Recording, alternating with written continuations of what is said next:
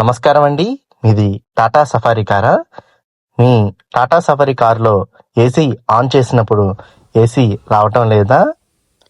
AC on చేసినప్పుడు hot air మాత్రమే వస్తుందా? అయితే ఈ వీడియో మీకోసమేనండి. మనం ఏసీ గ్యాస్ అయితే రికవరీ చేసి చూసామండి.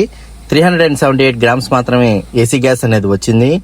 మనం ఏసీ గ్యాస్ చెక్ చేసిన తర్వాత కంప్రెసర్ క్లచ్ ఆన్ అవుతుందో లేదో ఒకసారి మనం ఫ్రెష్ గ్యాస్ ఎక్కించి చూసాము.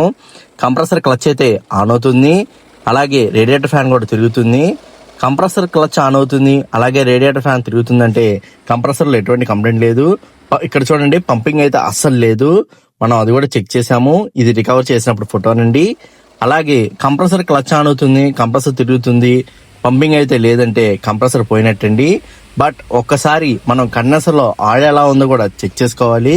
సిస్టంలో ఆయిల్ చెక్ చేసుకోకపోతే చాలా నష్టపోతాము. సో ఒకసారి మనం కండెన్సర్ కాడ పైప్ ఓపెన్ చేసి చెక్ చేసామండి. ఈ వెహికల్కి అయితే వైట్ గానే ఉంది, బ్లాకిష్ కంప్లైంట్ అయితే లేదు. కంప్రెసర్ మార్చుకుంటే సరిపోతుంది. ఇలాంటి మరిన్ని వీడియోస్ కోసం మన యూట్యూబ్ ఛానల్ని సబ్స్క్రైబ్ చేసుకోండి.